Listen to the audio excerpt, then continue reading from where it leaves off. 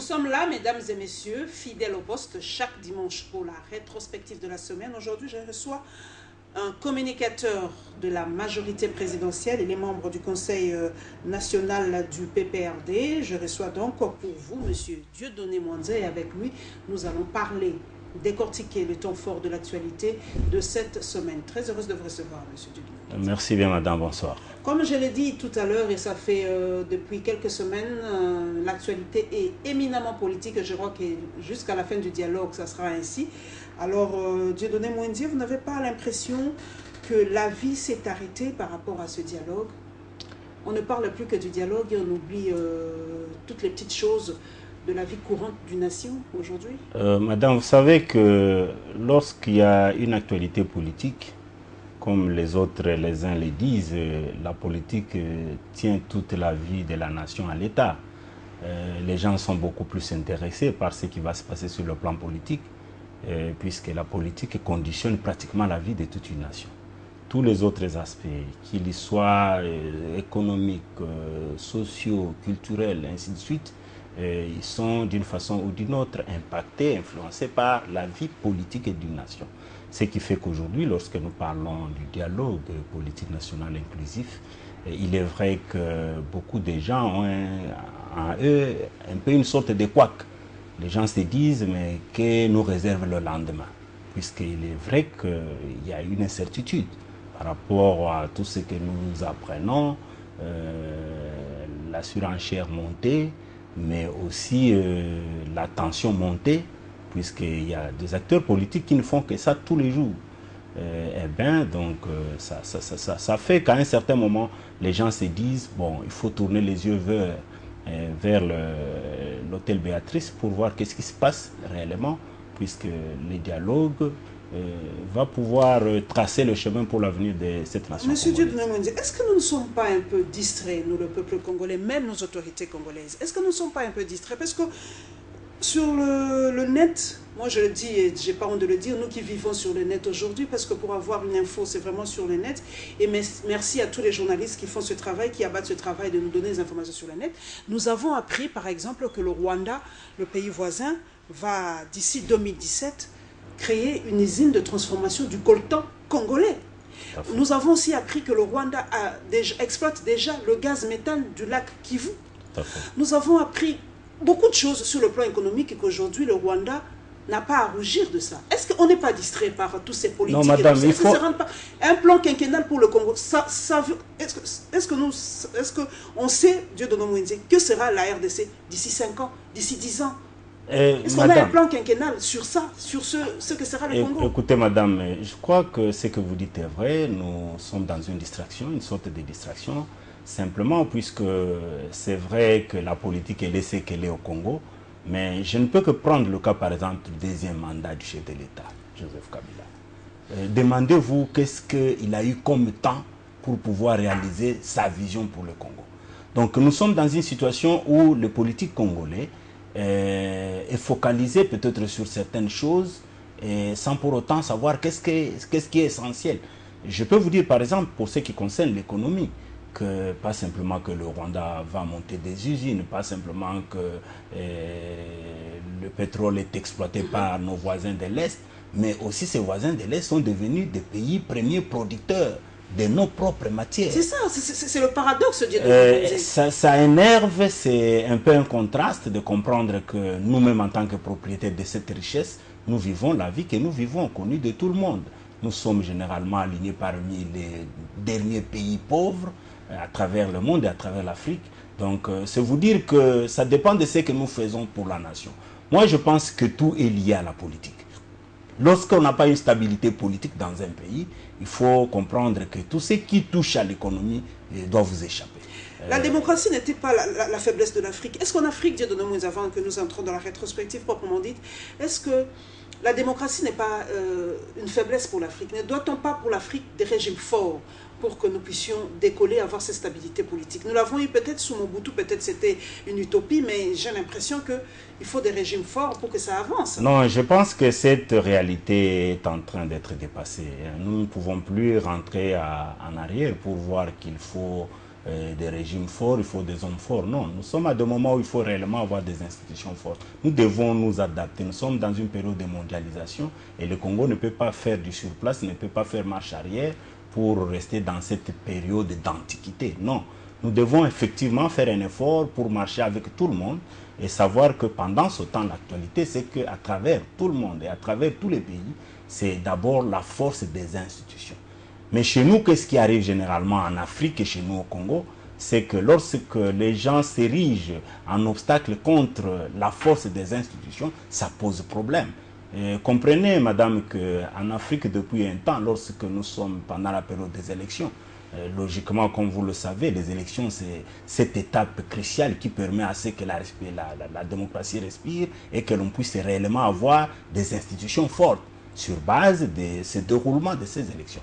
Mais généralement en Afrique et au Congo, qu'est-ce qui arrive? C'est que les hommes politiques se préparent déjà au départ à la contestation du verdict des urnes.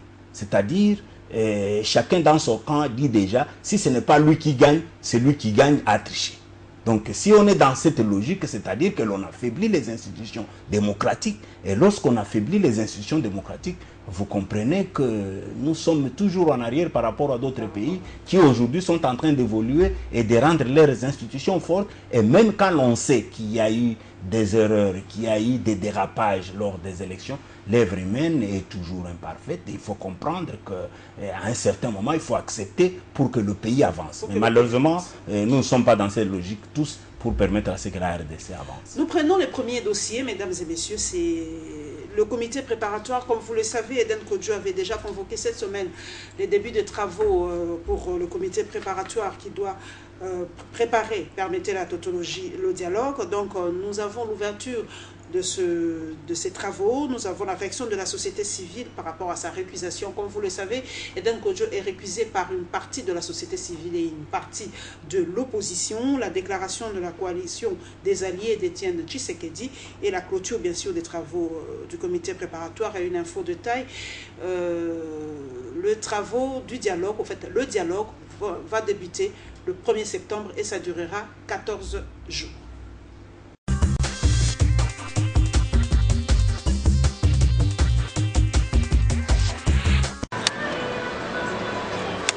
La banquise du rejet de l'autre a enfin craqué. C'est en ce terme que le facilitateur a salué la fin des travaux du comité préparatoire du dialogue.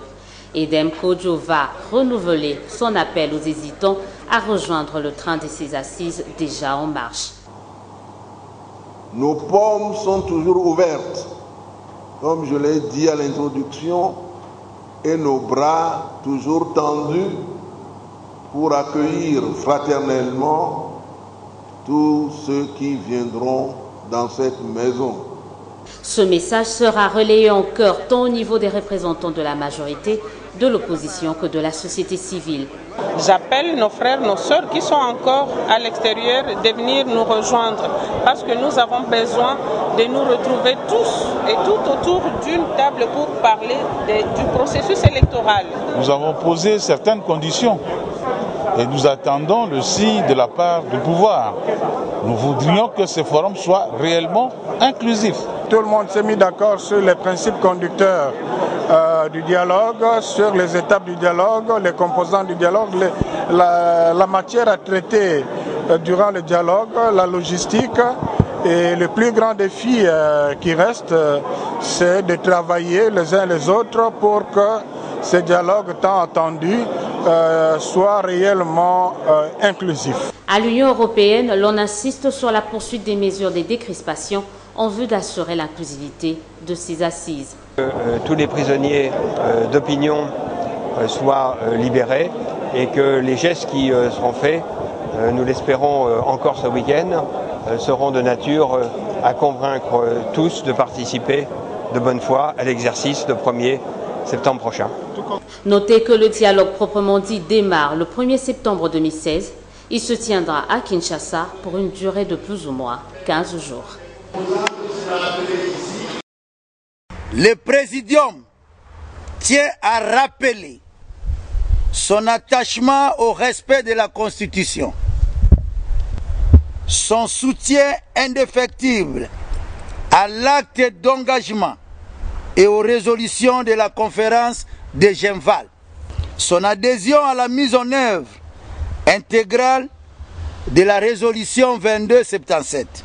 Son adhésion à la réquisition du facilitateur Kodjo ainsi qu'aux autres préalables du rassemblement. En conséquence, les alliés du président Étienne Tshisekedi ne se sentent pas concernés par les assises de l'hôtel Béatrice et n'y ont délégué personne. À cet effet, les alliés du président Étienne Tshisekedi rappellent à l'opinion tant nationale qu'internationale qu'il reste mobilisé pour un dialogue véritable, pour un dialogue crédible et inclusif. Les alliés du président Étienne Tshisekedi restent vigilants au mot d'ordre du rassemblement quant au respect du délai de préavis qui commence le 19 septembre 2016 et expire le 19 décembre 2016. M. Dem Kodjo s'est octroyé le luxe de substituer les membres de son cabinet, groupe de travail en délégué de la société civile au comité préparatoire en lieu et place de celle-ci, en violation du principe d'autonomie de désignation des délégués de chaque composante, tant au comité préparatoire qu'au dialogue proprement dit. Quant à son rôle de facilitateur et au regard du caractère voulu inclusif du dialogue, M. Dem Kodjo étant déjà récusé par une composante partie prenante, son échec n'est plus à démontrer. Eu égard aux faits graves si évoqués, mais aussi et surtout face aux dangers imminents qui guettent la nation en ce moment crucial, la société civile dans son ensemble décide ce qui suit. La réquisition de M. Dem Kodjo en sa qualité de facilitateur et exigeons, à l'instar du Burundi, son départ immédiat de la République démocratique du Congo, car nous constatons qu'il est non seulement le vrai problème pour le moment, mais aussi et surtout il est très nocif à la population congolaise et obstacle de la réconciliation de la classe politique et sociale. Réitérons notre soutien à la tenue du dialogue politique national inclusif, voire royal pour la décrispation de la situation politique actuelle. Demandons à la communauté internationale de désigner un autre facilitateur qui mettra avant tout l'intérêt supérieur de la nation congolaise, car la société civile et le peuple congolais réquisent M.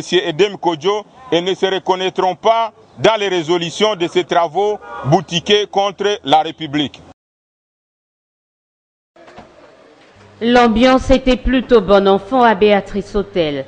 Pendant que les invités se succédaient un à un pour assister à l'ouverture des travaux du comité préparatoire, au milieu des ambassadeurs et d'autres convives, l'attention de tous était plus attirée vers les personnalités de l'opposition présentes à ces assises. Et le moins que l'on puisse dire, c'est que la presse a été servie. Si la présence d'Azarias Rouberois, Jean-Lucien Boussa ou encore Albert Molika ne faisait aucun doute, celle de Sami Badibanga a été par contre une surprise pour plus d'un. Autre surprise, peut-être de moindre mesure pour certains, c'est la présence de Marie-Ange Mouchobekwa, à cause de son appartenance au rassemblement. Quant à l'UNC, elle était bel et bien représentée, sauf qu'en lieu et place de son secrétaire général, c'est l'un des cadres de ce parti, réputé proche de Vital Kamerhe et Pierre Kangoudia, qui a répondu présent. Pas question de l'unanimité donc, mais à l'inclusivité, oui. C'est le nouveau cheval de bataille du facilitateur qui entend multiplier les contacts pour réussir à fédérer tout le monde autour d'un idéal commun. Bien avant, Dem Kodjo avait tenu à rappeler la mission première de ce comité préparatoire. Le comité préparatoire a pour objectif principal de préparer les aspects normatifs, matériels et logistiques du dialogue national. Le comité préparatoire n'a pas pour vocation de traiter des questions de fond.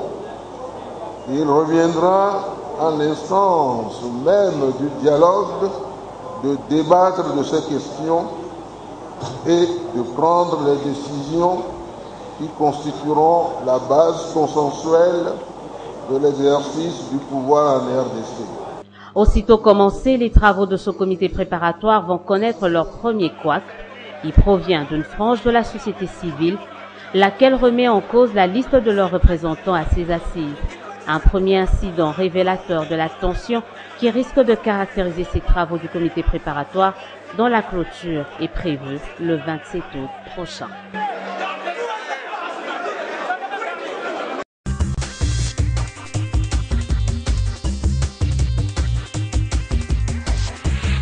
Dieudonné Mwendze et Élisée Odiala a relevé unanimité, non, inclusivité, oui. Que comprenez-vous par ces deux concepts? Madame, je crois que l'ordonnance du chef de l'État qui avait été promulguée depuis l'année dernière a été claire. C'est que la volonté du chef de l'État et la volonté de tous les Congolais, même de la classe politique, c'est qu'il faut que ce dialogue politique national soit réellement inclusif.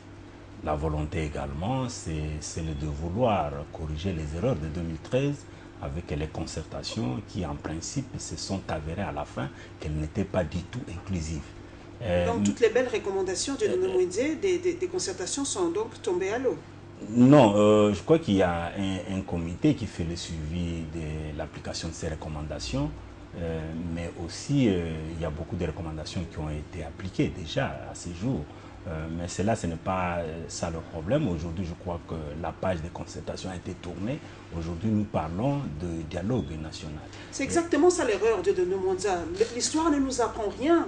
On a l'impression qu'on oublie facilement. Et pourtant, l'histoire est quelque chose où on devons puiser, regarder de temps en temps au rétroviseur pour ne pas refaire les mêmes erreurs. J'ai l'impression que vous êtes adepte du tabula rasa. On oublie tout, on reprend et on retombe dans les mêmes erreurs. On n'oublie pas tout. C'est pour cela que je me suis référé aux concertations de 2013. Il y a eu la CNS, il y a eu bien d'autres dialogues dans ce pays. Ça veut dire que le présent dialogue doit puiser dans le passé pour pouvoir s'adapter et corriger les erreurs du passé.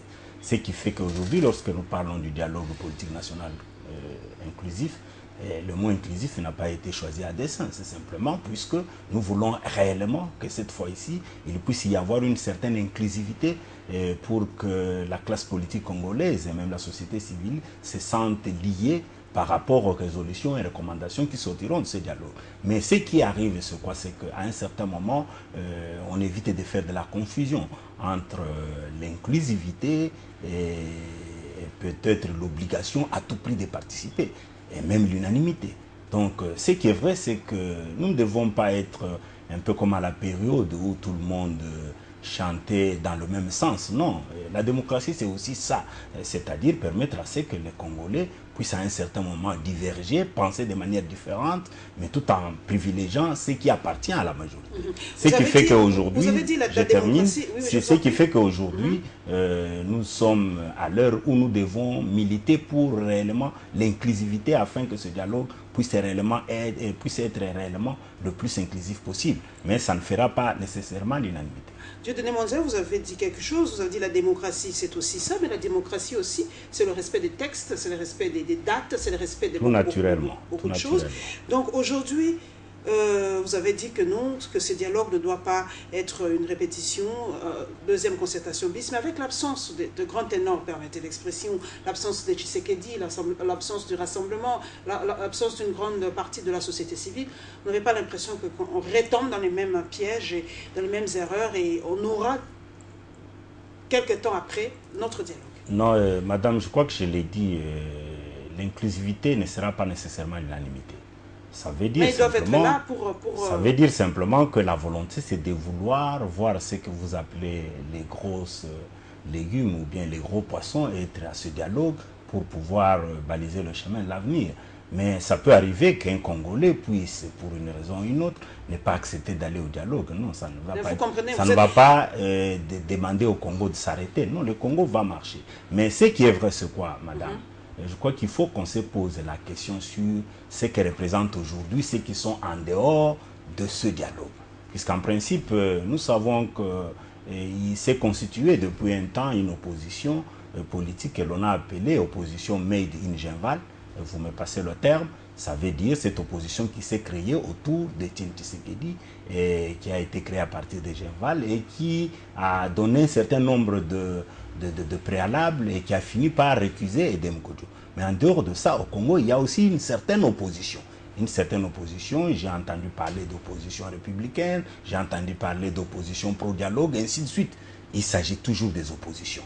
Mais ce qui est vrai, c'est qu'aujourd'hui, lorsque vous voyez le déroulement de travaux au niveau, ne fût-ce que du comité préparatoire, vous vous rendrez compte que l'opposition est quand même représentée. Ça, il faut que l'on le dise à notre peuple. Il ne faut pas que l'on donne l'impression que vraiment ce sont les concertations bis et qu'il n'y a que la majorité de la société civile. Même si j'entends quelque part la société civile se plaindre, même si elle est plurielle. Mais il faut avouer qu'il y a quelques représentants de l'opposition, et je ne dis pas simplement de l'opposition, mais du rassemblement. Mais c'est vrai que sans l'absence ou sans la présence d'Etienne Tshisekedi, la balance n'est pas bonne. Oui, ça pose. On doit être correct et être réaliste pour le dire que ça posera problème. Ça posera problème. Ça posera problème dans ce sens. Et doit se battre, en tout cas pour que Etienne Tshisekedi vienne dans ce dialogue. Nous poursuivons pour avoir plus d'éléments. Le deuxième condensé, tout est lié par rapport au dialogue. Donc plus de détails dans ce deuxième condensé. En tout cas, de ce deuxième condensé qui est lié au dialogue.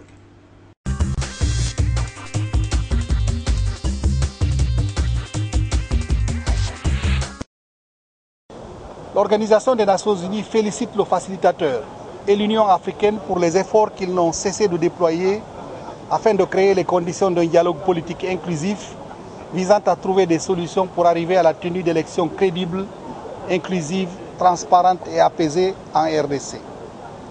Le lancement des travaux du comité préparatoire n'est que le début d'un processus que nous souhaitons inclusif, ouvert et crédible. Nous saluons les mesures de décrispation prises jusqu'ici par le gouvernement de la République démocratique du Congo, mesures visant à permettre aux parties prenantes congolaises d'engager un dialogue politique ouvert et sans exclusive. Pour l'Organisation des Nations Unies, représentée au Congo, les mesures de décrispation prises par le gouvernement vont dans le sens des dispositions pertinentes de la résolution 2277 du Conseil de sécurité, mais nous espérons qu'elles déboucheront sur d'autres mesures répondant aux critères pertinents de la dite résolution. L'Organisation des Nations Unies souhaite rappeler que le dialogue reste la seule issue pour sortir de l'impasse politique actuelle et saisit cette occasion pour lancer un appel aux acteurs politiques qui hésitent encore à rejoindre le processus, dis-je, leur lance un appel de s'engager dans la voie du dialogue. À cet égard, l'Organisation des Nations Unies, à travers le représentant spécial du secrétaire général des Nations Unies en RDC, M. Maman Sambo Sidikou, notamment en tant que membre du groupe de soutien à la facilitation de l'Union africaine, poursuivra ses efforts dans ce sens avec toutes les parties prenantes dans le cadre de ses bons offices, et ceci conformément à la résolution 2277 du Conseil de sécurité. Vu le contexte politique actuel qui nécessite la participation de toutes les forces vives, opposition, majorité présidentielle, société civile et la diaspora plurielle, dans la recherche des solutions au dialogue pour sortir la RDC de la crise politique qui la menace, la diaspora congolaise estime qu'elle mérite de plein droit sa participation au dialogue en tant que composante à part entière qui se veut inclusif. La diaspora congolaise informe toutes les instances internationales ainsi que la facilitation du dialogue de sa volonté de participer à ce forum, contribuant ainsi à la consolidation de la paix sociale comme elle le fait déjà à travers ses différentes actions qui contribuent au développement économique et social de la RDC. Par ailleurs, la diaspora congolaise invite le peuple congolais vivant à l'étranger à se faire connaître auprès de notre plateforme lors de son séjour en RDC en vue de parfaire son fonctionnement. La gestion de notre plateforme est tournante et offre de cette manière l'opportunité à chacun de ses membres à offrir de manière gratuite ses services et ses compétences. De l'analyse du fichier électoral par les experts de l'OIF à la dotation par le gouvernement des moyens à la CENI, en passant par l'achat des kits électoraux, sans oublier le début des opérations d'enrôlement et d'identification des électeurs, l'opposition extra-parlementaire a évalué le travail de la CENI et s'en félicite. Pour cette plateforme de l'opposition, jusque-là, la CENI est dans son rôle technique, à la classe politique de jouer le sien. Elle demande à la classe politique de focaliser son attention sur la question du dialogue qui doit régler l'aspect politique de la question. Elle estime qu'on devait évaluer le travail du facilitateur qui, depuis le mois de mai, n'arrive pas à nous mettre d'accord par la tenue d'un dialogue. Edem Kodjo, une fois de plus pointé du doigt, du moins sa méthodologie de travail, qui fait craindre à l'opposition extra-parlementaire une répétition de l'histoire récente du pays. Et hier encore, nous avons été surpris de voir certains noms-là, de personnalités qui ne représentent même pas des partis, mais qui se retrouvent là parce qu'ils ont été pistonnés par un ambassadeur, parce qu'ils ont été pistonnés par un ami de Kodjo ou tout ça. Donc voilà la façon de procéder de M. Kodjo, qui est une méthode subjectiviste que nous recusons. On n'a pas besoin de faire une concertation nationale bis, on a vécu ça. Les amis qui étaient en dehors de concertation nationale faisaient des remarques, faisaient tout cela, on n'a pas évolué. Et qu'est-ce qu'il en était, enfin? Éviter une concertation bis est synonyme pour l'opposition extra-parlementaire d'une inclusivité en tenant compte des poids politiques. En attendant, l'opposition extra-parlementaire espère que le facilitateur va rectifier le tir au risque de faire de ce dialogue un monologue.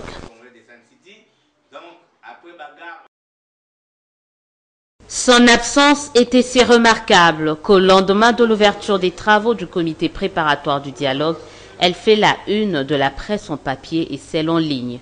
L'opposition républicaine, dont l'autorité morale est Léon Kingo Adondo, dit non au dialogue. La plateforme ne s'est pas ravisée, bien au contraire, elle réaffirme son attachement à ses assises qu'elle présente toujours comme voie royale pour faire sortir le pays de la crise qui se profile à l'horizon, mais elle le veut inclusive. Franck Mouedi Malila, cadre de ce regroupement politique, va par exemple rappeler leur position révélée lors de leur meeting du 14 août dernier, à savoir que l'opposition républicaine était favorable à un dialogue que si et seulement si ce dernier était inclusif. Entendez par là, les pourparlers doivent inclure à la fois l'UDPS, le G7 et le MLC. En somme, l'opposition républicaine refuse de donner son quitus à un dialogue qui n'est pas représentatif et ne prend pas en compte les forces politiques, surtout celles de l'opposition, qui ont pignon sur rue au pays. Ramener tout le monde sur la table des négociations afin de trouver des solutions idoines à la situation qui prévaut actuellement au pays, telle est et doit être la mission du facilitateur, explique un observateur, faute de quoi les recommandations qui découleraient de tels rendez-vous, marqués par des absences, ont de fortes chances de rester lettre morte, a-t-il conclu. La jeunesse congolaise que nous représentons ici doit être consciente que la seule issue et le seul moyen pour avancer, c'est de pouvoir dialoguer. Avec le pouvoir public, nous aimerions bien que ce dialogue soit plus axé sur la jeunesse, parce que nous représentons 70% de cette population et nous devons beaucoup plus être pris en compte pour pouvoir justement avancer et que les choses puissent se faire d'une manière paisible. La jeunesse congolaise ici représentée dit oui au dialogue.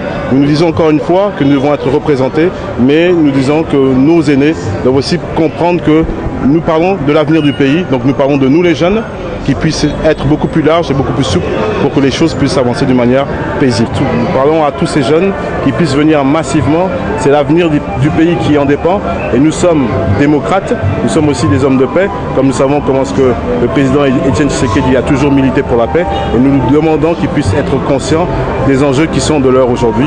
Le Congo prend un tournant très important, il est important que tout le monde puisse venir et avancer dans un cadre totalement de dialogue qui est l'arbre par l'arbre, comme vous le savez tous très bien.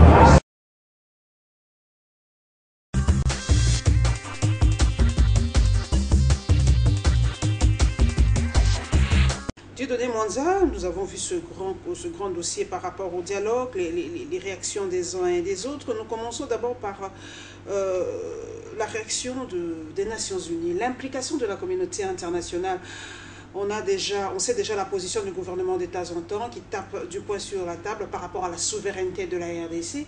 Vous n'avez pas l'impression que c'est deux poids deux mesures? Quand il s'agit de leurs intérêts, l'autorité parle de l'appui de la communauté internationale, mais quand on critique ou on donne des conseils, on s'insurge contre l'implication de cette même communauté internationale. Non, madame, je crois qu'il y a des choses qu'il faut dire clairement. Nous sommes un pays souverain, certes, mais nous sommes membres de l'Organisation des Nations Unies.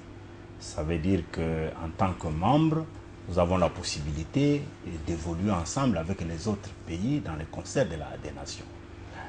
Mais lorsque nous disons que nous sommes souverains et que nous acceptons d'être membres d'une organisation internationale, il faut avouer que cette souveraineté devient relative. En d'autres termes, ça veut dire quoi? Ça veut dire que lorsqu'il y a des problèmes qui concernent cette organisation des Nations Unies, nous avons la possibilité d'écouter, nous avons la possibilité de suivre. Mais ce que nous refusons de temps en temps au pays, c'est quoi? C'est qu'il ne faudra pas que l'on comprenne que le fait que l'on soit membre d'une organisation des Nations Unies, ça enlève totalement notre souveraineté, notre indépendance. Là, je crois que c'est là où ça pose problème, puisque même les Nations Unies le savent bien. Quand vous lisez les différentes résolutions, vous vous rendrez compte qu'il réaffirme toujours et toujours la souveraineté et l'indépendance des États. Donc l'État congolais est concerné, nous sommes souverains, donc en tant que tel, nous avons la possibilité d'administrer nos affaires internes de manière indépendante et de manière autonome. Mais cela n'enlève pas que nous ne puissions pas avoir un certain appui ou une certaine orientation de cette communauté. Non, nous sommes toujours attentifs pour écouter cette communauté et savoir qu'est-ce qu'ils veulent dire. Notamment pour ce que nous vivons aujourd'hui, c'est-à-dire le dialogue politique national inclusif. La communauté internationale est visible. Nous sentons que l'appui est visible, puisque pas simplement que la communauté internationale appuie l'organisation et la tenue de ce dialogue pour permettre à ce que les différents acteurs politiques et même sociaux de ce pays puissent se parler, mais la communauté internationale apporte également son appui par rapport au travail fait par le facilitateur. Donc c'est vous dire que nous avons besoin toujours, puisque dans cette mondialisation, le Congo ne va pas marcher seul, donc nous devons marcher avec tous les autres pays membres de l'Organisation des Nations Unies, mais nous tenons à ce que les autres comprennent que le pays reste un pays indépendant, un pays souverain. Mais pour revenir, s'il vous plaît, madame, si vous acceptez, sur la présence à ces forums des grosses légumes et des gros poissons, je veux vous poser la question, comme M. Tshisekedi. Laissez-moi, je veux vous poser la question. Merci bien. On va y aller. Alors, par rapport aux mesures de décrispation, il y a des gens sur les nets qui se posent la question, et même des grandes intelligences, est-ce que ces mesures de décrispation politique sont-ils légales, ont un soubassement légal? Ces mesures ont un soubassement légal. Vous savez, d'ailleurs, si je veux parler de prisonniers d'opinion ou de prisonniers politiques, il est vrai que dans une démocratie civilisée et moderne, on ne peut pas avoir de prisonniers politiques et de prisonniers d'opinion. Mais ça arrive que quand il y a des excès, que l'on puisse mettre la main sur un individu, un citoyen, pour dire, vous commencez à excéder dans la façon de poser des actes politiques. Là, ce sont des choses qui arrivent. Mais dans un État démocratique et moderne, il faut dire que... Y a-t-il des prisonniers politiques ou d'opinion en RDC? Oui, puisque nous les avons vus, nous avons suivi les 3 ordonnances du chef de l'État qui ont élargi pratiquement 6 membres de l'organisation d'Outia, je crois. Et puis dernièrement, il y a eu un point de presse du ministre de la Justice qui a relaxé une vingtaine, à peu près 24 prisonniers d'opinion et de prisonniers politiques. Selon une certaine opinion, une vingtaine je crois que la procédure était en train d'être poursuivie. Je crois qu'aujourd'hui, samedi ou hier, la procédure devait déjà être achevé. Mais le point de presse s'est poursuivi encore ce week-end pour dire qu'en dehors de ces 24, il y a encore une autre liste, je crois, d'environ 5 qui va suivre. Donc c'est vous dire que ça existe, puisque vous savez, les services de sécurité sont ce qu'ils sont et ils travaillent de la manière qu'ils travaillent. Des dérapages peuvent arriver qu'à un certain moment, pour des opinions personnelles ou pour l'exercice des fonctions politiques, que l'on puisse se retrouver entre les 4 murs. Mais ce qui est vrai et qu'il faut retenir, c'est que ces mesures sont tout à fait importantes pour ce qui concerne la décrispation de la situation politique. Et ces mesures sont légales, pour répondre à votre question, dans ce sens que le chef de l'État a la possibilité d'amnistier qui il veut dans les prérogatives de ses fonctions. Mais là où ça peut choquer l'opinion, je crois que le ministre l'a dit dernièrement... Par rapport à Diomi Dongala et... Oui, c'est ce que je voulais dire. Là où ça peut choquer l'opinion... ça colle pas, ça marche oui, pas. Là où ça peut choquer l'opinion, c'est lorsqu'il y a des politiques prisonniers. Ça veut dire que des politiques qui sont en conflit avec la loi pour des infractions des droits communs, ils se sont retrouvés en conflit avec la loi et il y a une partie plaignante. Ça veut dire qu'il y a une personne ou un groupe de personnes qui s'est plaint pour dire nous avons été lésés sur le plan du droit et nous méritons des réparations. Dans ce cas-là, ça pose problème. Ça pose problème d'abord à deux niveaux. D'abord, au premier niveau, c'est que il faudra que l'on sache que lorsque l'on élargit ce genre de personnes qui sont reprochées notamment, tel que je l'ai entendu de la part du ministre de la Justice, notamment pour des faits d'escroquerie, notamment pour des faits de viol, ça crée un cas de jurisprudence. Et le cas de jurisprudence peut être nocif pour d'autres jugements qui peuvent être rendus dans le futur, même pour des jugements qui ont été rendus dans le passé, puisque généralement on peut s'appuyer sur ce genre de cas de jurisprudence pour faire sauter telle ou telle autre peine qui avait été prononcée. Mais aussi, il y a un deuxième problème, puisque j'ai parlé des deux, c'est que lorsque le gouvernement prend la responsabilité d'élargir une personne qui est en conflit avec la loi, et auprès de laquelle une partie plaignante a réclamé des réparations, des dommages et intérêts, ça veut dire que le gouvernement accepte de réparer la partie qui a été lésée en lieu et place de la personne qui a été mise en prison ou qui était en train de purger la peine.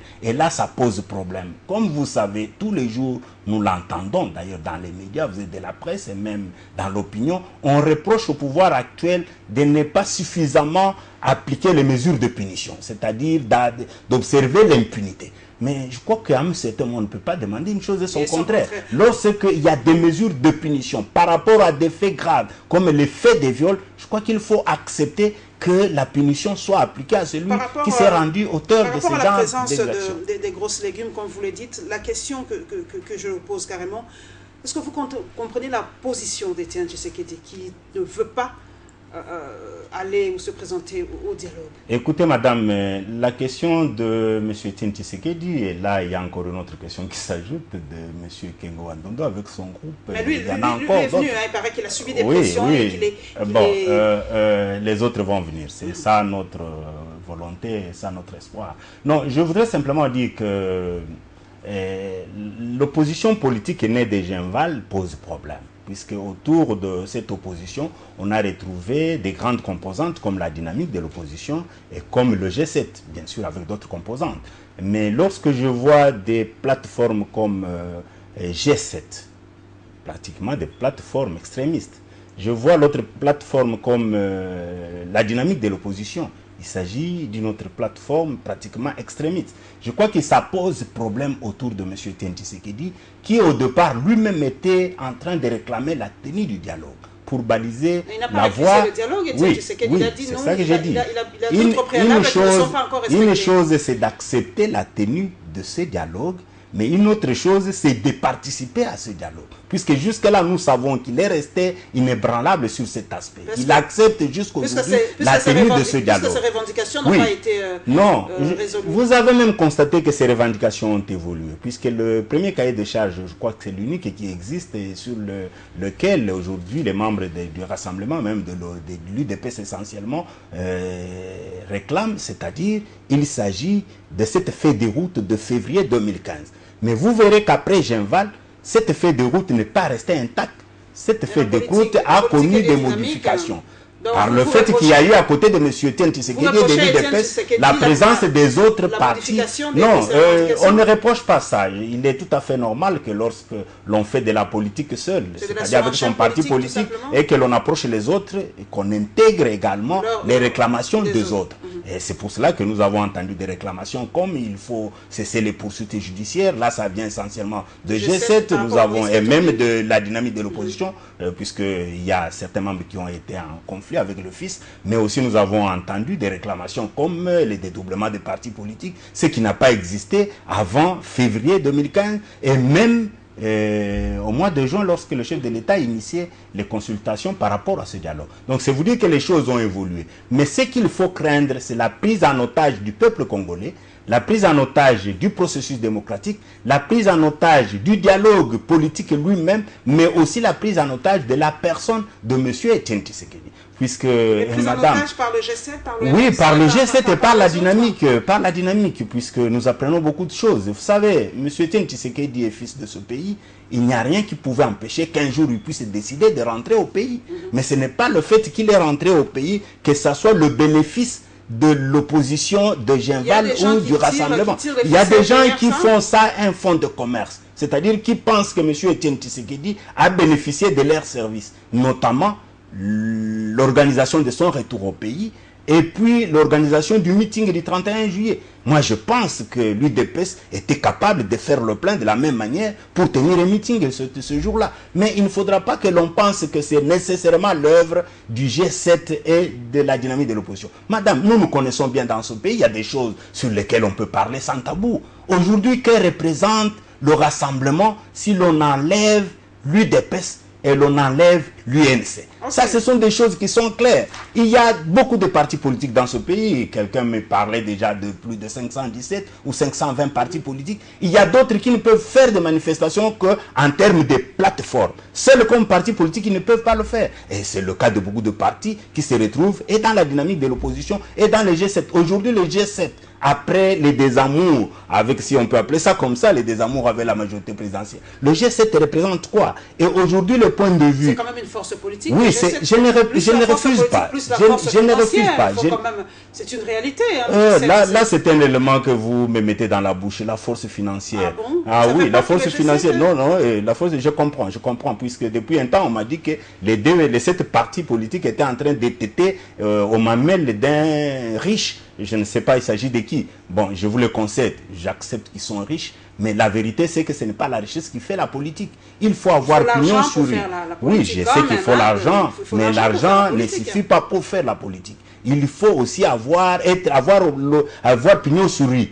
Si vous n'avez pas la population, vous ne faites pas la politique, même si vous êtes hautement riche. Donc, je crois que le désamour que nous vivons actuellement avec le G7 peut poser problème, dans ce sens que le G7 peut penser qu'en refusant de venir au dialogue, le G7 donne des coups à la majorité présidentielle, puisqu'ils sont en désamour, ou donne des coups à Joseph Kabila en tant qu'individu.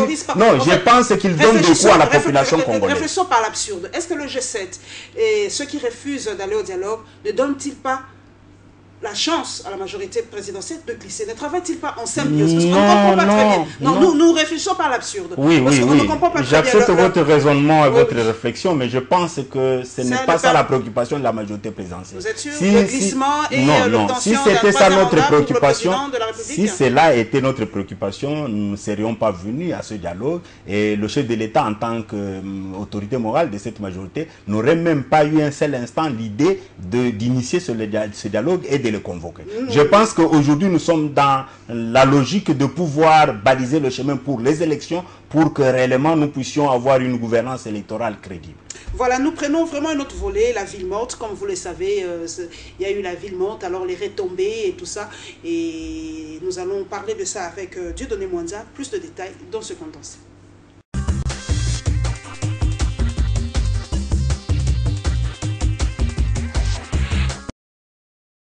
La population elle-même, dans l'ensemble, aspire au dialogue parce que vous avez vu, même la ville morte qui a été recommandée par une certaine opposition, cette ville morte a échoué.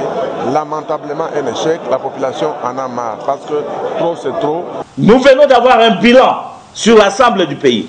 Toutes les provinces ont été complètement paralysées. Et vraiment, salut notre peuple, salut notre jeunesse à travers cette ville morte. Nous venons aussi de donner un message à nos partenaires de la communauté internationale que nous ne refusons pas le dialogue. Parce que le dialogue est une culture africaine auquel, quand on regarde l'arbre de parable, nous l'avons toujours résolu autour d'un pourparler. Le dialogue, c'est Afrique. Mais nos préalables doivent être absolument rappelés, dont notamment M. Kodjo doit se déporter à faveur d'une autre personne. On ne l'acceptera plus jamais. Deuxièmement, il faut absolument que nos collègues qui sont en prison soient réellement libérés. Tous libérés. Et à aucun moment, on acceptera d'aller dans ce pourparler pour dire que nous allons entrer dedans. Et c'est dedans que nous allons discuter de la libération de nos amis. Non, c'était préalable. Ils doivent écrire l'histoire du Congo ensemble avec nous. L'UDPS et ses alliés qui continuent à signer, à persister que notre journée ville morte de demain est maintenue, contrairement aux fausses rumeurs qui sont lancées ça et là sur les réseaux sociaux. Nous maintenons la journée ville morte de demain parce que l'opposition tout entière, le rassemblement, l'UDPS et ses alliés ne participeront pas au dialogue tel que voulu par M. Dem Kodjo et Joseph Kabila, parce que ce dialogue ne rencontre pas le préalable posé par l'opposition et nous demandons à notre peuple d'être vigilant. Voyez cette malhonnêteté, ce ne sont pas des gens sincères. Nous avons maintenu notre journée ville morte et ils sont en train de narguer le peuple congolais comme ils le font toujours. La journée ville morte est maintenue, nous demandons à notre peuple de rester chez eux pour démontrer à Dem Kodjo que nous ne voulons plus de lui ici. Il peut rentrer calmement dans son pays et le Congo n'a pas besoin de la distraction. Cette fois-ci, c'est jamais ou jamais. Nous sommes déterminés à aller jusqu'au bout.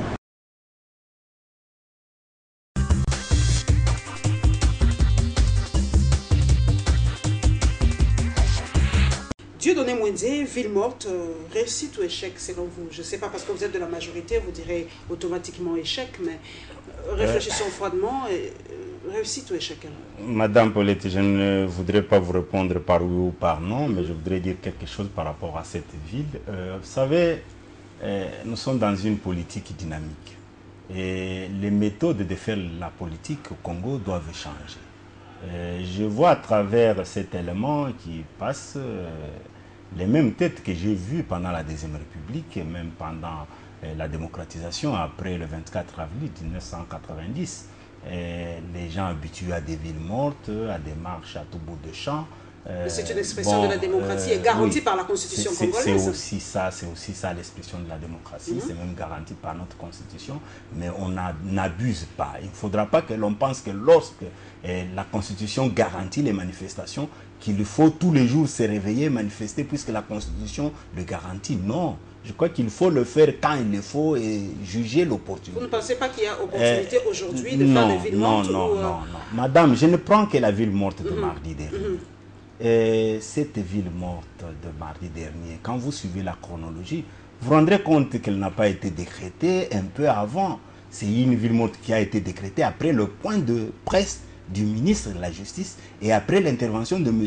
Dem Kodjo au ministère de la Justice. Simplement puisque l'on fait des choses un peu pour faire ce que moi j'appelle souvent la politique spectacle, la politique sensationnelle. Non, je crois qu'il y a des choses qu'il faut faire calmement. La journée de mardi était bien connue comme le jour de lancement de début des travaux au niveau du comité préparatoire du dialogue. Et ceux qui ont appelé à la ville morte ont pensé paralyser la journée pour qu'il ne puisse pas y avoir le lancement de ces travaux du comité préparatoire. C'était ça simplement l'objectif. Mais vous avez vu ce qui s'est passé. Je préfère que l'on dise la vérité par rapport à ces genres de villes mortes. D'abord, ce sont des méthodes surannées, des méthodes dépassées, ce que nous appelons généralement la politique de terre brûlée. Et nous ne pouvons pas rentrer à ce genre de pratiques déjà désuètes. Mais je voudrais simplement que l'on sache que lorsque l'on parle des villes mortes, tout celui qui reste à la maison nécessairement n'observe pas la ville morte. Ce qui arrive, c'est quoi? C'est que l'on déclare une ville morte et le matin, on met les jeunes gens sous la rue pour empêcher tout le monde de sortir. Ça, ce n'est pas de la démocratie. Vous pensez que ces jeunes-là, jeunes Congolais ne réfléchissent pas? Non, les jeunes Congolais réfléchissent. Les jeunes Congolais réfléchissent. Mais il y a toujours des chaînes qu'on chauffe à blanc pour pouvoir atteindre un certain objectif. De deux côtés alors, de deux côtés. Oui. De deux côtés, de la majorité de l'opposition. Je peux vous le concéder, mais je parle de la journée de mardi appelée journée ville morte. Donc ce jour-là, il y a eu des jeunes qui ont empêché des gens de sortir, mais la vérité aussi, c'est que c'est la recherche de la sécurité des Congolais, des Congolaises. Vous savez, lorsque l'on parle des villes mortes, dans ce pays trouble, surtout dans cette capitale où déjà la délinquance a atteint un certain niveau, surtout de la part des jeunes, il faut avouer que chacun a besoin de préserver sa sécurité, chacun a besoin de préserver ses biens. Ce qui arrive, c'est quoi? Ce qui arrive, c'est quoi? Oui, oui, mais la police a bien travaillé, il n'y a pas eu mort d'homme. Mais le problème, c'est quoi? C'est la recherche de la sécurité. Puisqu'on vous dira que la ville a été paralysée. Elle a été paralysée, pourquoi? Puisqu'on n'a pas vu les véhicules circuler. Les véhicules ne peuvent pas circuler. Les gens ont leurs véhicules dans les conditions qu'ils les ont obtenues. Ils ne peuvent pas mettre les véhicules sur la route lorsqu'ils savent qu'on peut casser. Vous savez, vous avez l'histoire. Combien de fois on a brûlé les bus ici de Transco? Combien de fois on a brûlé les bus qu'on appelle esprit de vie, simplement puisqu'il y a une certaine relation avec le gouvernement en place. Donc ça peut arriver que quelqu'un, pour la recherche de la sécurité, pour éviter le pire, et pour que le pire n'arrive pas à son bien, puisse garder son véhicule à la maison. Ça peut être un véhicule personnel, quelqu'un peut vous dire je ne sors pas pour préserver mon véhicule. Ça peut être un véhicule de transport, quelqu'un peut dire je ne lâche pas mon taxi, simplement puisqu'il y a un problème d'insécurité, le taxi peut être cassé. Mais aussi il y a le problème de la mobilité de la population. Vous savez, dans cette ville, on se déplace d'Indili pour être à la Gombe, mais il faut nécessairement un moyen de transport. Une maman qui se déplace le matin, qui arrive à l'arrêt, ne voit pas suffisamment de moyens de transport, il faut comprendre qu'il doit rentrer à la maison, ou soit il est obligé de trouver d'autres moyens pour atteindre la ville à partir de 11h, à partir de midi. Et à ce moment-là, les gens qui ont projeté la ville morte pensent qu'ils ont réussi. Ils n'ont pas réussi puisque dans l'opinion, nous parlons avec la population, c'est l'avantage que nous avons puisque nous vivons avec cette population. Les gens désapprouvent les pratiques des villes mortes. Ça, je dois le dire clairement. Les Congolais, comme les Quinois et les Quinoises, désapprouvent la politique des villes mortes. Vous savez comment les Quinoises et les Quinois vivent? C'est pratiquement comme on dit au taux du jour. Et les gens, il faut habiter à Libanga, les gens, ils doivent sortir. Et quand on n'est pas sorti, c'est le chaos à la maison. Et alors, dans ces conditions, vous, en tant qu'homme politique, et nous savons tous ces hommes politiques, comment ils vivent. Madame, ce n'est pas un sujet tabou, on peut rappeler ça à notre peuple. Tous ces gens que l'on dit opposition, je parle de ce rassemblement. Dernièrement, ils ont eu des réunions en dehors de ce pays. Ils se sont tous transportés jusqu'à Genval. Pour arriver à Genval, on n'y va pas à pied. Pour aller à Genval, on ne dépense pas $100. Je vous rappelle ça. Madame, et je rappelle ça à l'opinion. Et pour vivre à Genval, on ne vit pas gratuitement comme si on va trouver chez une grande sœur ou un cousin pour rester chez lui. C'est de l'argent. Cet argent est sorti pour le compte de cette opposition du rassemblement. C'est sorti par qui? Heureusement, vous m'avez soufflé quelque chose que dans G7, il y a aussi de la richesse. Merci pour l'information. Oui, mais ils sont au pouvoir. Mais je voudrais simplement dire que il s'agit là d'une réalité. Dans l'opposition, il y a des gens qui vivent bien, il y a des gens qui ont de l'argent, qui peuvent rester même une semaine à la maison et ils peuvent encore continuer à vivre. Nous connaissons ceux qui ne travaillent pas mais qui vivent. Mais il ne faut pas ramener la population autour de cette question. Vous avez suivi quand même les revendications. Est-ce que c'est pour l'intérêt suprême de la RDC? Est-ce que la majorité ou les autorités congolaises ne peuvent pas mettre un peu d'eau dans leur vin, satisfaire un peu les revendications du rassemblement et des autres pour qu'ils viennent au dialogue et qu'on parle et qu'on mette fin à tout ça? Madame, il faut dire la vérité. Je pense que des mesures ont été prises pour décrisper la situation. Et par le chef de l'État et par le gouvernement de la République à travers le... Rappelez un peu à ce peuple quelles mesures ont été prises. Il y a eu trois ordonnances. Il y a eu trois ordonnances. Il y a eu trois ordonnances du chef de l'État. 6 membres de Lucha ont été élargis. Il y a eu contact direct entre le chef de l'État. Il y a nuance. Passez de Filimbi, parce que les Filimbi sont toujours en prison. Non, il y a aussi des gens de Filimbi qui sont sortis parmi les 24. Le chef de l'État lui-même a pris le courage, a pris la décision au nom de la paix d'accepter ce groupe de jeunes de Lucha et même de Filimbi pour le rencontrer. Ils l'ont rencontré.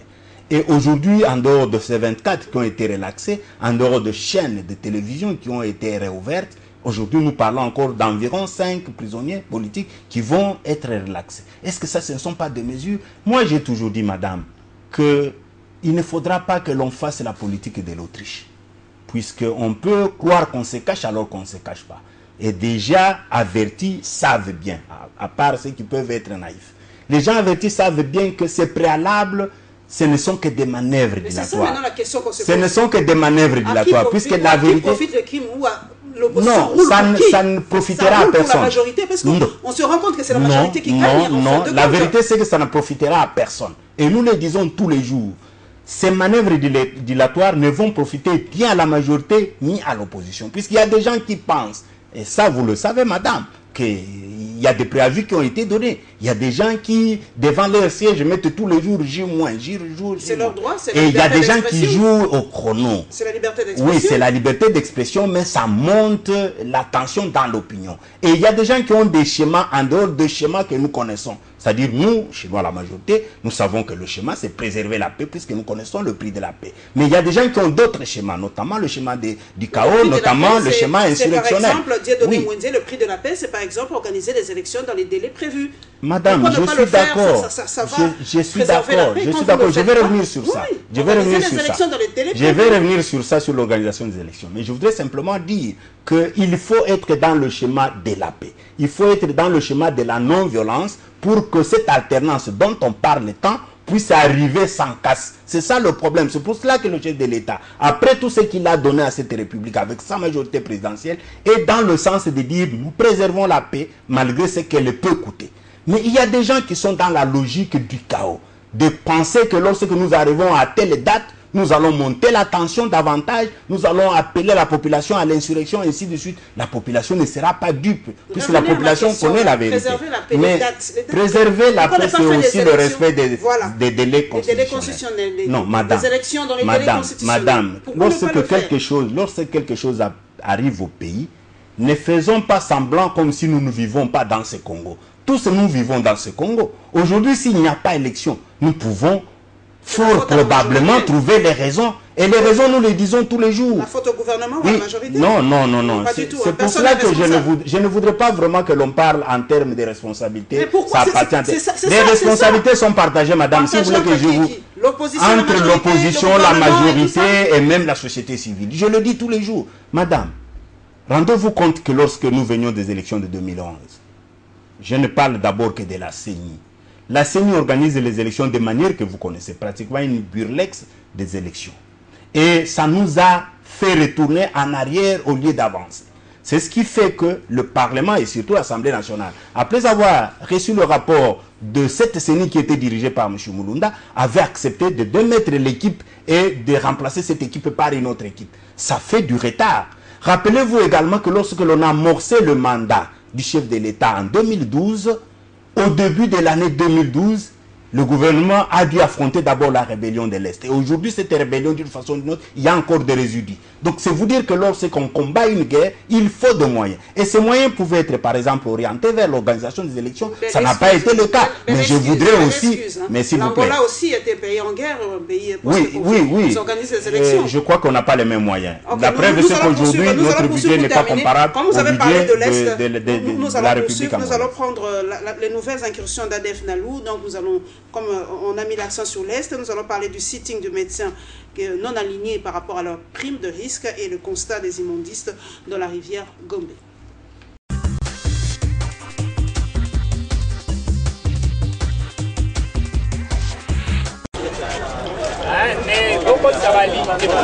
Depuis 4 ans, 3 ans, 2 ans, une année pour certains, recensés au nombre de 1400 à travers toute la République, dont 700 œuvres dans la ville-province de Kinshasa. Avons initié, il y a de cela une année de suite auprès des autorités, des pressions pacifiques pour que notre problème soit pris en compte, afin que le gouvernement puisse arriver une fois pour tout, nous payer notre droit, à savoir la prime de risque et salaire. Malgré moult promesses du gouvernement, par le biais de différentes institutions concernées dans la dite prime de risque, à savoir la primature de la République, le ministère de la Santé publique, le ministère du Budget, le ministère des Finances, avons constaté avec regret l'injustice jusqu'à ce jour. Notre dossier n'est pas encore pris en compte. Nous demandons également au chef de l'État, garant des valeurs démocratiques du pays, de s'impliquer personnellement à ces dossiers pour que ces médecins rentrent dans leurs droits les plus légitimes que possible. car nous sommes dans un pays démocratique, un pays de droit et un pays républicain. Également, nous fustigeons le fait qu'au moment où nous voulons qu'un alignement collectif soit effectif, nous constatons également qu'au niveau de la paye, à chaque trimestre de paye de médecins, il y a une dizaine de médecins qui sont alignés et de façon en catimini et officieuse. Nous fustigeons ces comportements et nous demandons au Premier ministre de stopper ces comportements car ça ne reflète pas les valeurs républicaines d'un État de droit et de résoudre dans un délai bref ces problèmes qui a trop duré, trop perduré sans qu'il y ait une solution efficace trouvée à ces problèmes.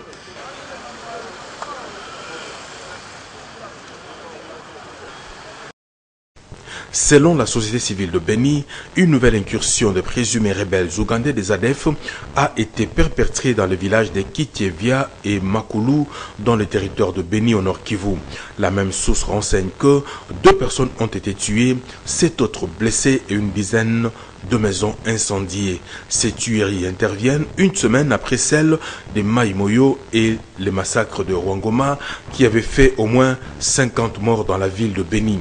En croit la société civile du coin, les assaillants ont opéré dans ces villages entre 19h et 20h30 et c'est revenu de l'Est. Ils ont aussi volé des animaux de basse-cour avant de se retirer. Les animateurs de la société civile estiment qu'au regard de leur mode opératoire, il se pourrait que ces assaillants soient les mêmes qui ont opéré la semaine dernière à Maïmoya. Ils demandent pour ce faire aux forces armées de la RDC de focaliser leur attention sur la partie est de la zone, notamment sur la nationale numéro 4, où des incursions des rebelles sont souvent signalées. Thé en plastique, sachets, habits usés et autres, voilà autant d'immondices qui ont envahi la rivière Gombe dans son tronçon compris entre Katonor et l'avenue de la Libération ex-24 novembre. À en croire les habitants de ces coins de Kinshasa, ces eaux que vous voyez dégagent une odeur nauséabonde, pas moyen de respirer la journée comme la nuit, sans oublier les moustiques qui se développent. Ils déplorent cet état de choses. Vers 18h, on ne peut même pas rester à cet endroit. Il y a trop de moustiques à cause des immondices.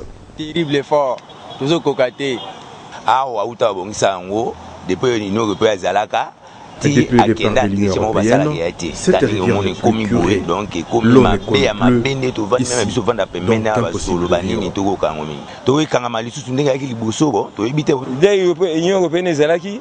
Avec l'Union européenne, cette rivière était assainie, mais depuis qu'ils sont partis, rien ne se fait. On ne peut même pas respirer ici, ça sent très mauvais. Que l'on vienne enlever ces ordures.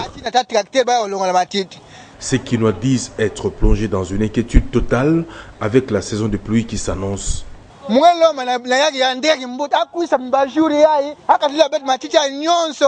Les habitants de ce coin de la capitale espèrent voir la rivière Gombe être curée afin de les épargner des maladies, mais aussi des inondations avec l'arrivée de Dame la pluie.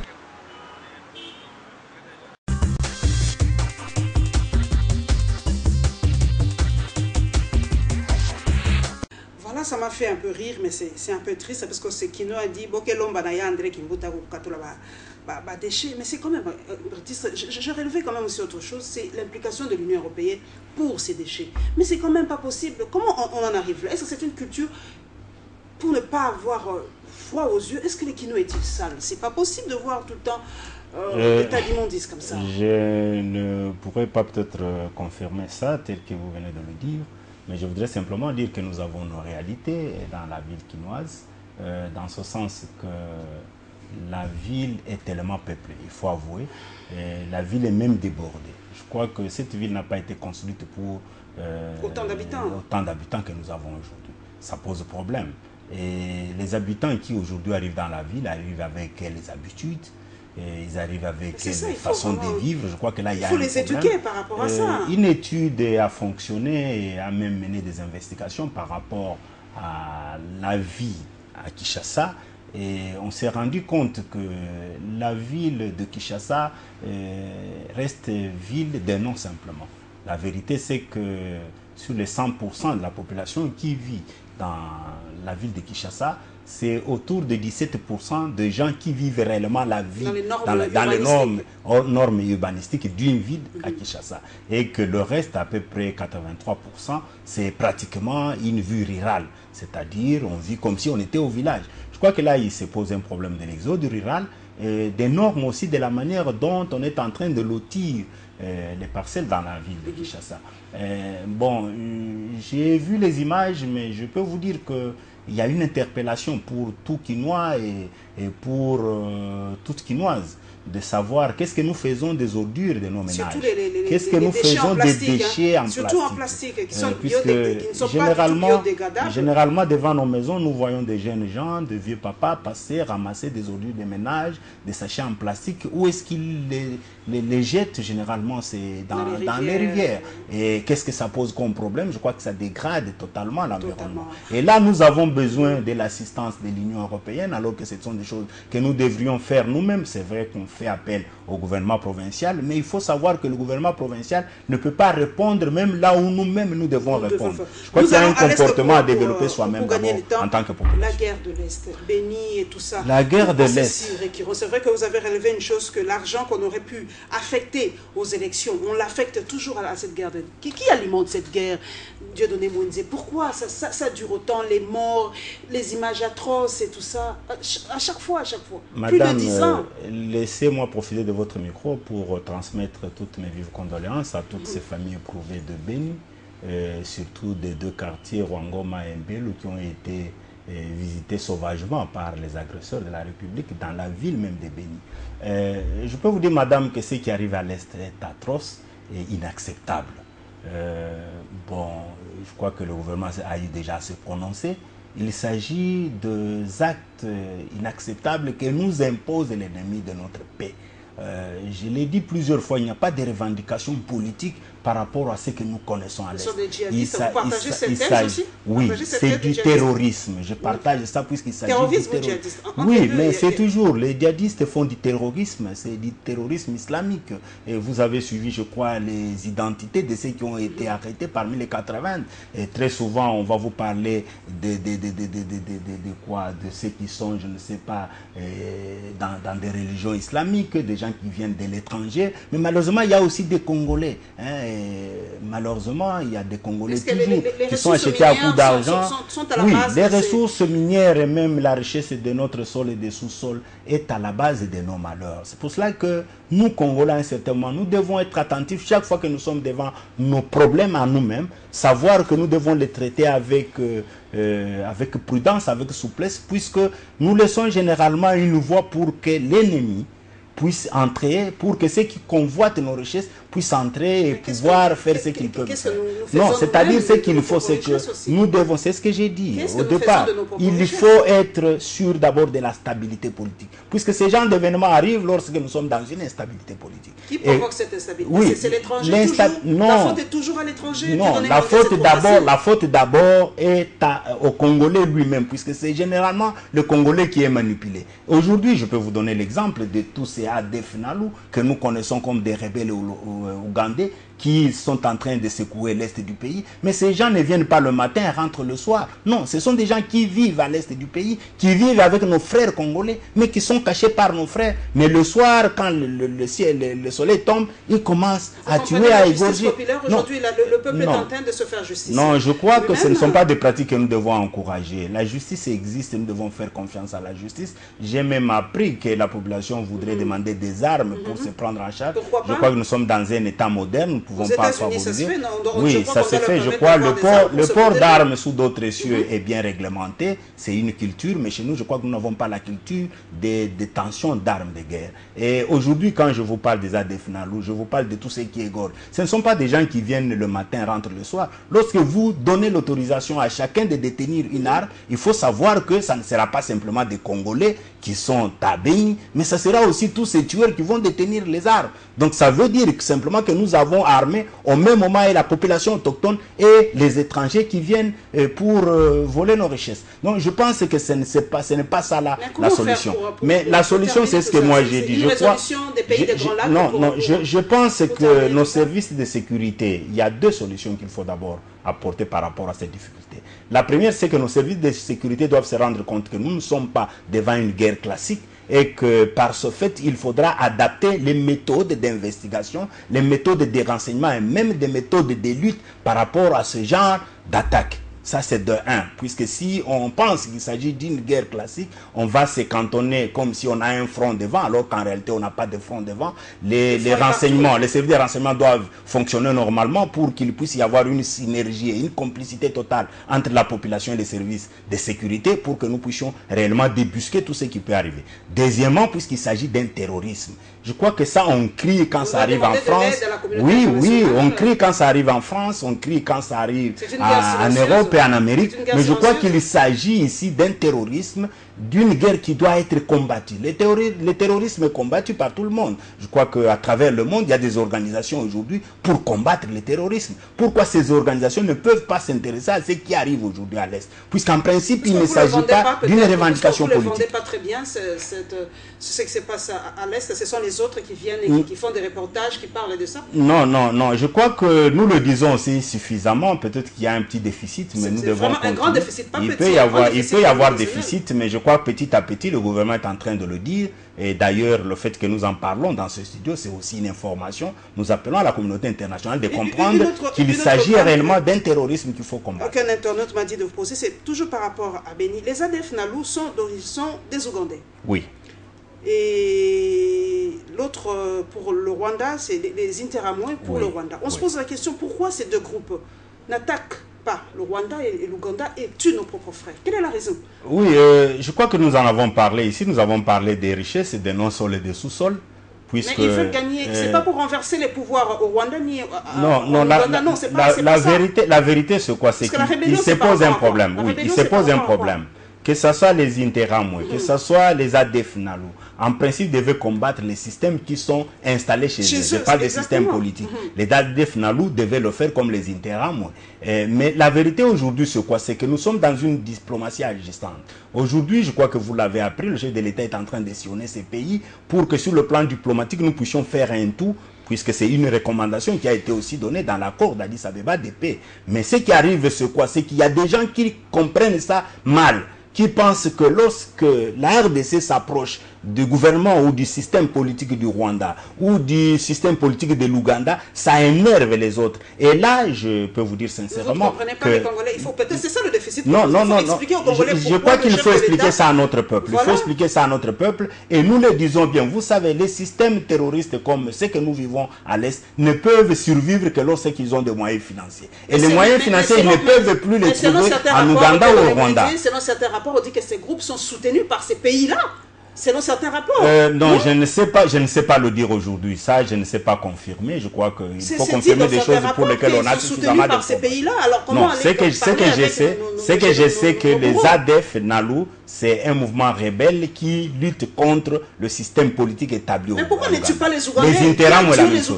Non, la vérité, c'est ce que je vous ai dit. La vérité, c'est ce que je vous ai dit. Puisqu'ils doivent survivre en attendant. En attendant, puisqu'ils doivent survivre. C'est tuer les Congolais? Non, c'est-à-dire ils veulent terroriser les Congolais. Ils terrorisent les Congolais pour que les Congolais quittent leur sol et donnent la place pour qu'eux viennent voler les richesses et viennent exploiter en liberté. C'est ça le problème. Puisqu'en principe, qu'est-ce qui arrive? C'est que les autochtones sont sur leur sol et eux envisagent de voler sur le même sol. Et qu'est-ce qu'ils doivent faire? Ils viennent terroriser. Donc ça fait que des villages entiers sont en train de partir. Cette population, carrément, pour qu'ils se protègent. C'est l'erreur que le gouvernement ne peut pas faire. Les FARDC n'y arrivent pas tous les jours. Madame, c'est ça l'erreur que le gouvernement ne peut pas faire. Pourquoi? Puisque quand vous êtes à l'Est, vous ne saurez pas qui est qui est qui.